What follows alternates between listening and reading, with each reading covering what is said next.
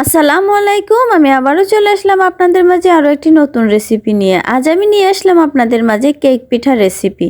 এটিকে আবার আপনারা কেক বিস্কুট হিসেবেও বলতে পারেন।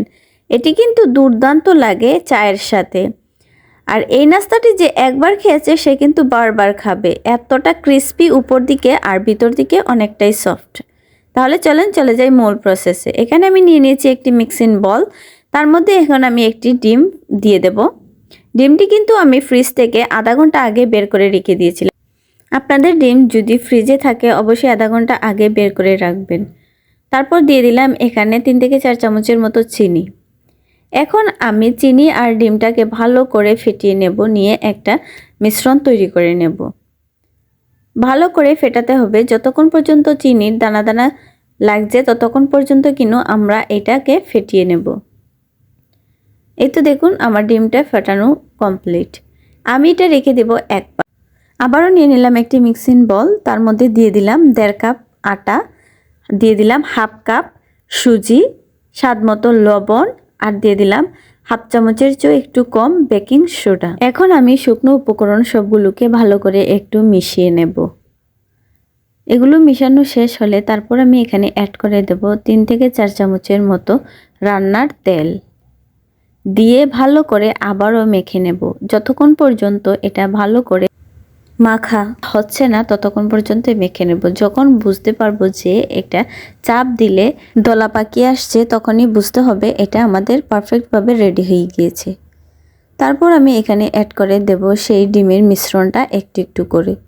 আমি এখানে 2 থেকে 3 বারের মতো ঢেলে ঢেলে মিশিয়ে নেব। আমার এখানে পুরোটা ডিমই লেগেছে, আপনাদের কম বেশ হতে পারে। দেখুন প্রথম অবস্থায় কিন্তু হাতে একটু লেগে আসবে, যখন আমরা রেস্টে রেখে দেব তখন কিন্তু একদম সেট হয়ে যাবে আটাটা। তো এভাবে করে আমরা ডোটা তৈরি করে নেব। দেখুন আটাটা কিন্তু একদম হাতের সাথে লেগে আসছে। এই পর্যায়ে আপনি আস্তে আস্তে করে এভাবে চেপে চেপে লাগিয়ে দিতে হবে। আপনি এই আটাটা কিন্তু হাত থেকে ছুটে আসবে। দেখুন আমরা যখন এটা রেস্টে রেখে দেব তখন কিন্তু ডোটা আরও শক্ত হয়ে যাবে। এখন আমি ঢাকনা দিয়ে রেখে দেব 10 মিনিটের জন্য রেস্টে, আর এদিকে আমি হাতটা ক্লিন করে আসি। তারপর দেখুন 10 মিনিট পর আমার ডোটা একদম পারফেক্টভাবে দেখুন কতটা শক্ত হয়ে গিয়েছে। এখন আমি হাতের মধ্যে একটু তেল মেখে নেব, নিয়ে একটু একটু ডো নিয়ে ভালো করে হাতের মধ্যে ঘষে বিস্কিটের অথবা কেকের শেপ করে নেব। এই তো দেখুন আমি কিভাবে করে নিচ্ছি। আজকে আমার এই ভিডিওটি যদি কোনো নতুন বন্ধু থেকে থাকেন অবশ্যই আমার চ্যানেলটিকে সাবস্ক্রাইব করবেন আর লাইক কমেন্ট করে আমার পাশে থাকবেন। আর পাশে থাকা ছোট্ট বেল আইকনটি প্রেস করে রাখবেন যাতে আমার ভিডিওটি ছাড়ার সাথে সাথে আপনার কাছে পৌঁছে যায়। এই তো দেখুন আমি এইভাবে করে বানিয়ে নিচ্ছি, আপনারা কিন্তু দেখেই বুঝতে হবে। এই তো আমি সবগুলা বানিয়ে নিয়েছি।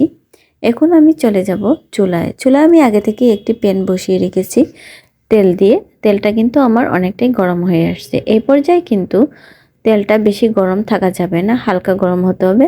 তারপর আমি মিডিয়াম টু লোয়ে চুলাটা রেখে আমি এখন আমার এই কেক বিস্কুটগুলো দিয়ে দেব। এই বিস্কুটগুলো কিন্তু হাই হিটে ভাজা যাবে না, একদম লো টু মিডিয়াম হিটে ভাজতে হবে, না হলে কিন্তু বিস্কুটগুলোর উপরে কালার চলে আসবে, ভিতরে কাঁচা থাকবে। দেখুন মাশাআল্লাহ আমার প্রত্যেকটা বিস্কুট কেমন ফুলে ফুলে উঠেছে আর কতটা ফাটল ধরেছে। এই বিস্কুটটা সত্যি বলছি দেখতে যেমন অসাধারণ, খেতে কিন্তু তার চেয়েও আরও বেশি দারুণ। যদি আপনাদের বিকেলের চায়ের সাথে এমন একটি বিস্কুট রেসিপি অথবা পিঠা রেসিপি থাকে তাহলে তো জমে যাবে ভালোই। এই তো দেখুন আমি এইভাবে করে এগুলোকে লাল লাল করে ভেজে নেব। এই তো আমার পিঠাগুলো কিন্তু ভাজা হয়ে গিয়েছে, আমি এখন উঠিয়ে নেব। এভাবে করেই আমি বাকিগুলো ভেজে নেব। মাশাআল্লাহ দেখুন আমার পিঠাগুলোর কালার এবং কতটা লোভনীয় দেখাচ্ছে আর কতটা ফাটল ধরেছে আমার পিঠার গায়ে। সত্যি বলছি অবশ্যই ট্রাই করবেন। দেখুন আমি চারদিক ঘুরিয়ে ঘুরিয়ে আপনাদের পিঠাটা দেখিয়ে দিচ্ছি কতটা ক্রিস্পি হয়েছে আর কতটা ফাটল ধরেছে পিঠাটা, দেখতে কতটা সুন্দর লাগছে। আশা করি বন্ধুরা আজকের রেসিপিটা আপনাদের ভালো লেগেছে, আর যদি ভালো লেগে থাকে অবশ্যই আমার চ্যানেলটি সাবস্ক্রাইব করবেন আর এই ভিডিওতে একটি লাইক দিয়ে যাবেন। আপনাদের একটি লাইক আমাকে ভিডিও বানাতে উৎসাহ দেয়। দেখুন আমি পিঠাগুলো একদম কাছ থেকে দেখাচ্ছি কতটা ফাটল ধরেছে। I hope everyone like this video. So সবাই সুস্থ থাকবেন, ভালো থাকবেন। আল্লাহ হাফেজ।